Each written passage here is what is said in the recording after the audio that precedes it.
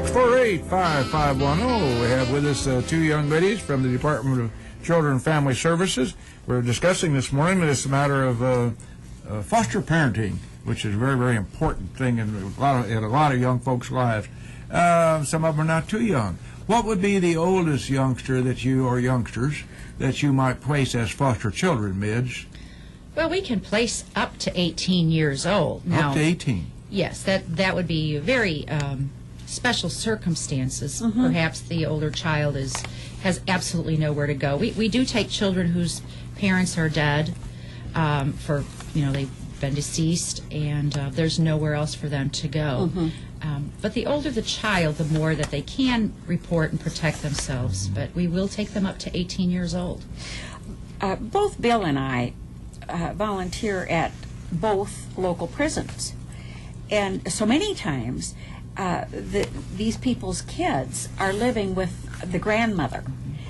And there was a news story out of Chicago at one point about if I had taken them in as a grandmother age type person, I would get some remuneration. But the grandmother didn't. Now, how can that be? Because it seems to me by what you're saying that the grandmother would get help from DCFS. It would depend on if the department was involved. Parents have the right to make an appropriate care plan. Say you're out driving around with your children and you get arrested.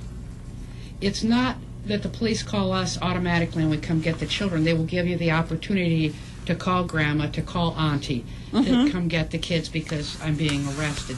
Same thing, if they've been sentenced to go to prison, they have the right to make a care plan for their children, and we're not involved at all, so there would be no monthly stipend, there would be no medical card, there would be no assisting you with school issues, counseling, whatever the child needs. You would be being the parent on your own without any of the supportive services of the department.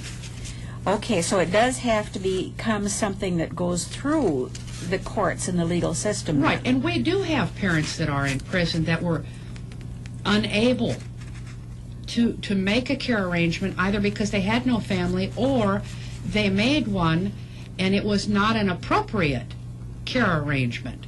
You know, auntie decided, yeah, I'll take your kids in, and I know you're spending 10 years in prison, and after a year I decide, this is really not that much fun, and I'm done with it.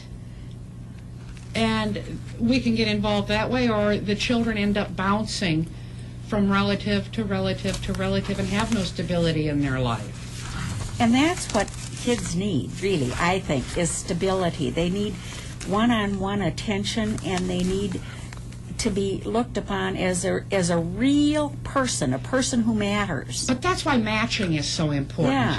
Because if I place the child just because you have a bed, and it's a bad match, I'm now moving that child again. So they've lost their birth family, and I've blown through 3 foster homes because they weren't good matches, and you're lacking the stability. I'm having to change schools. I'm having to get a new counselor.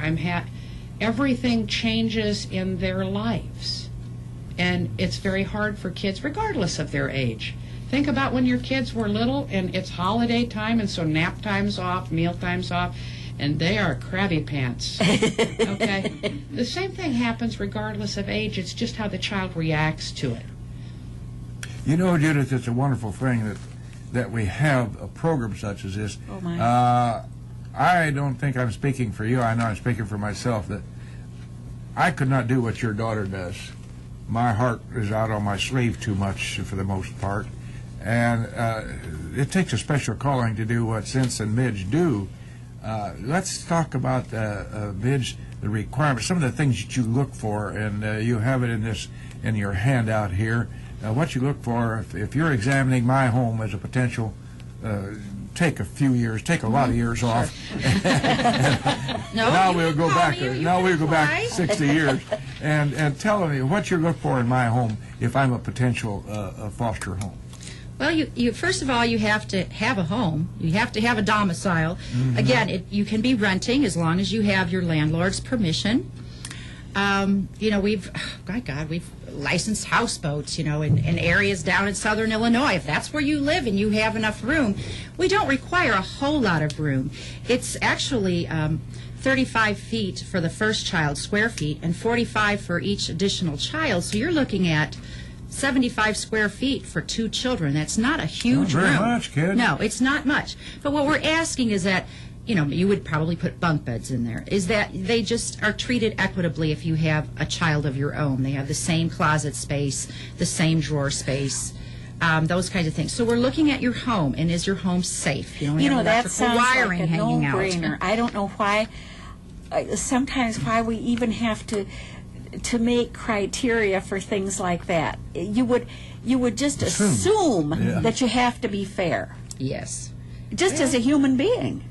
Yes, and that's why some people think, well, my home is too small, my rooms are too small. If you have a child that's willing to share a bedroom, of course the child would have to be the same sex as yours. Yeah. But it's definitely doable.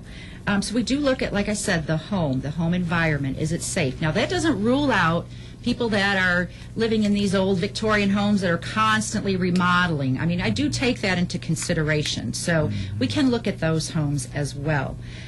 We look at if you're single or married.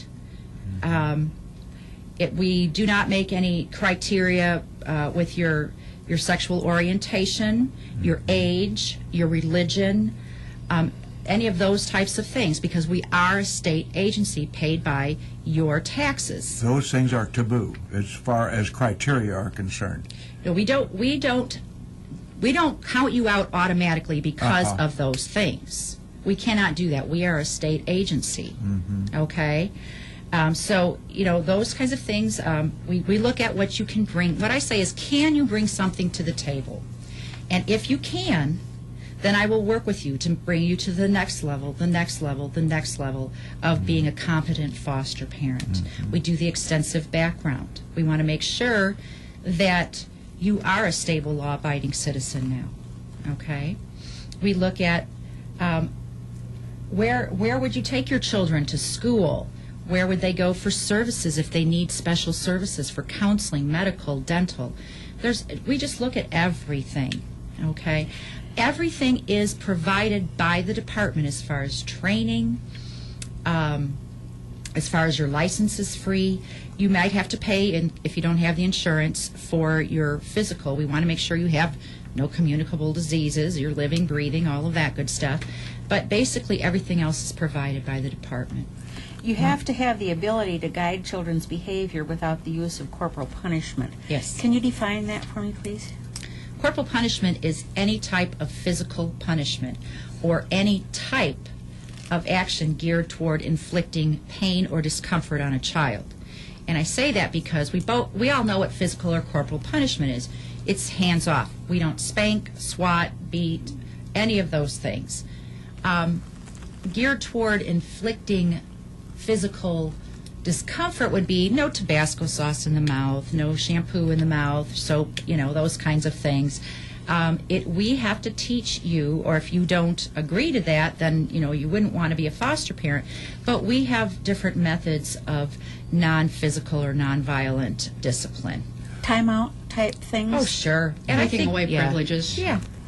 Lost Take away the computer thing you for a love week, the most. Give me your cell phone. Oh, well, heaven's sakes, I think kids would rather be spanked than use their cell phone. Right. I don't even call it taking away privileges anymore with older kids. I say take away electronics, because that's what it really boils down to. Yeah. In a word. Well, doggone it, the clock's going out. One final quick question, if I may, Mr. Ash. Midge, assuming that there's a couple that are married at 19, for instance, and physically cannot have their own children, are they eligible at that tender age? Did you need to be 21? 21? Yes, 21, okay, stable, law-abiding. Right. I do, before we get off, I do need to give some phone numbers. Okay, get your pens handy.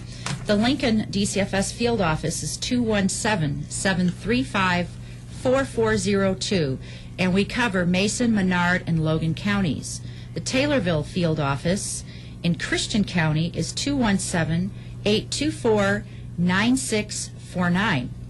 Sangamon County is covered by the Springfield field office, which is 217-782-4000. And the Peoria, Tazewell, Bloomington areas are covered by 309-671-7900. And again, my name is Midge Marlot.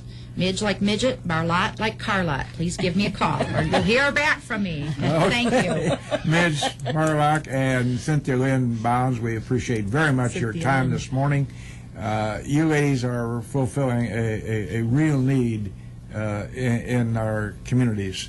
We appreciate that very much. We always try to close with a quote here, and this might be somewhat appropriate, that in a world where the big things make little difference, it's the little things that make a big difference. That's right. You certainly fulfill that. Thank you for Viewpoint. Thank you for having me.